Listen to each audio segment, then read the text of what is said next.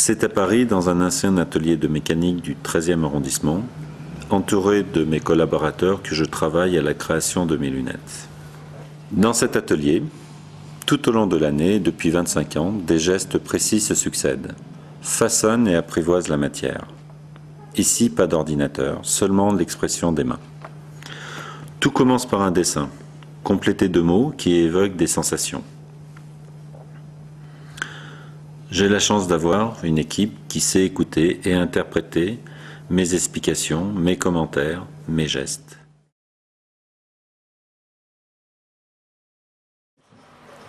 Ce que j'aime, c'est transmettre une passion, la passion du produit à mes collaborateurs, qui réalisent 300 maquettes par an, dont 100 uniquement seront lancées sur le marché.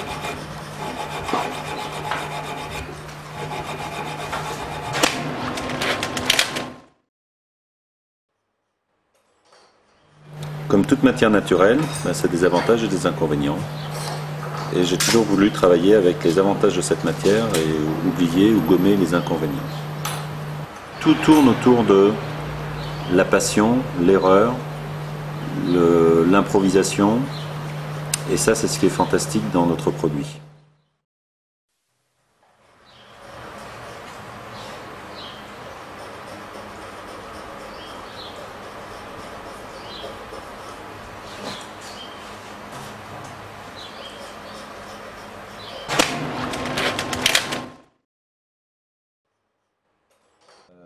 Une lunette ne tient à rien, c'est un demi-millimètre, 1 millimètre, un jeu subtil sur ce coup de lime que j'expliquais tout à l'heure va permettre au produit de complètement changer.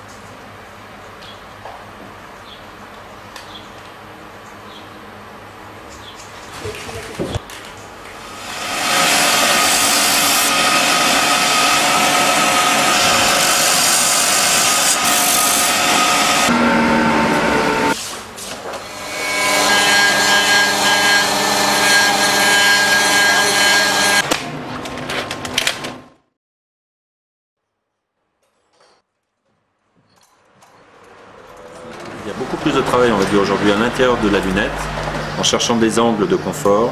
On va venir creuser, enlever toutes les parties inutiles d'une lunette pour donner de la légèreté, du confort et également de l'élégance. Pour respecter complètement la ligne, la pureté, l'équilibre des épaisseurs sur le dessus, le jeu de lumière pour venir affiner la lunette, l'alignement de la branche, les angles d'ouverture, enfin toute la partie morphologique d'une lunette. On s'est levé dans mes bras, pendant un moment il a fait des câlins, voilà. Ce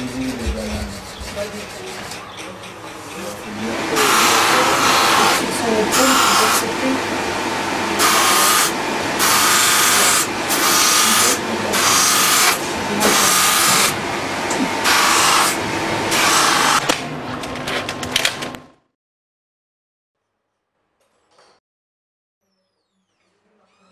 on va ce qu'on appelle ménisquer la lunette. Ménisquer, c'est donner cette courbure qui va commencer à habiller complètement le regard. Ça, c'est la phase la plus importante au niveau d'une paire de lunettes, c'est la mise en forme d'une lunette par rapport au visage.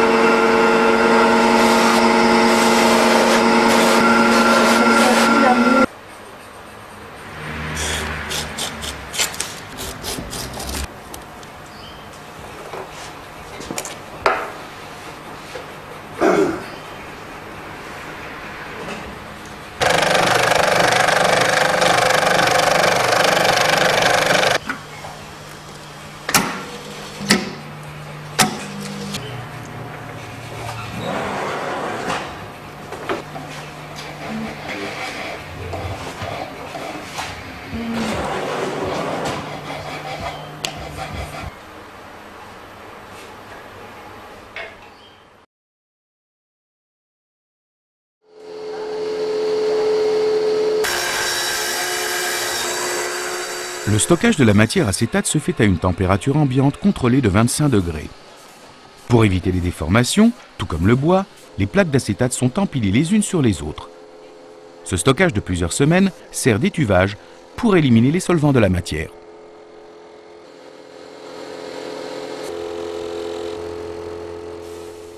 Ici, la matière est rabotée pour la calibrer en épaisseur.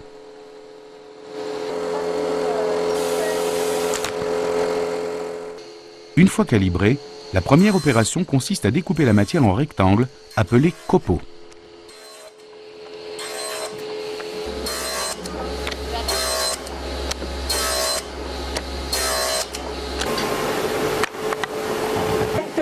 Voilà.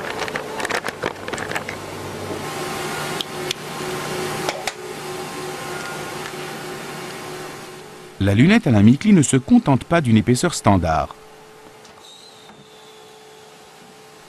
Dans un souci de confort et d'élégance, on améliore l'emplacement des plaquettes et des tenons d'une deuxième épaisseur de matière que l'on colle par un procédé de friction bien plus performant qu'un collage traditionnel.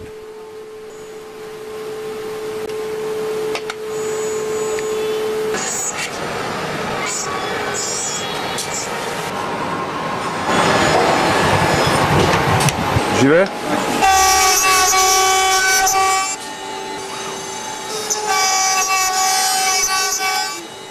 Chez Alain Mikli, la commande numérique à 3 axes n'est pas utilisée pour augmenter la vitesse de production, mais pour conserver le geste du maquettiste, reproduire son coup de lime, qui est à l'origine de la différence du produit Alain Mikli. Bien que ces machines usinent avec une précision diabolique et de multiples outils, qu'elles soient capables de travailler le copeau sous toutes les orientations et sans le démonter, toute la qualité du résultat tient surtout au savoir-faire du programmeur, dont la responsabilité est d'aller chercher l'essentiel de la création. L'incrustation de la charnière se fait à chaud. La matière acétate est fondue autour de la racine de la charnière.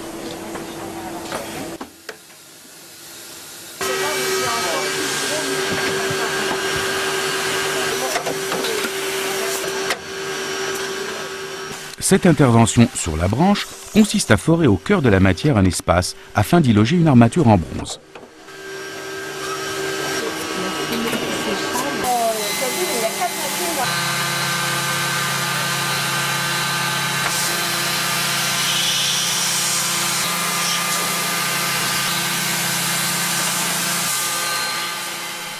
Une des particularités et signatures des lunettes Alain Mikli, ce sont les branches façonnées avec des outils de forme et des reprises manuelles.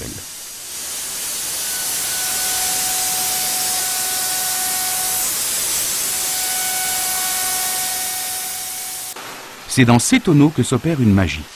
Chargé et parfumé de cubes de buis, il donne à l'acétate toute sa noblesse. Cette technique qui fait appel à l'origine du métier est un savoir-faire transmis de génération en génération. La face de la lunette est préchauffée avant d'être glissée dans un moule à l'empreinte du visage. On appelle cette étape le ménisquage. Ensuite, elle est rapidement refroidie. Le chaussant de nez est repris manuellement par un artisan dont le geste s'apparente à celui si précis de l'horloger. C'est aussi l'une des signatures de la marque Alain Micli.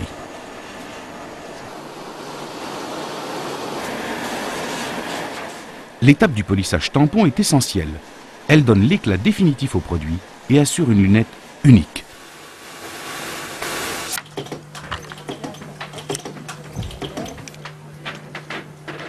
L'assemblage de tous les éléments de la lunette est une pure chorégraphie.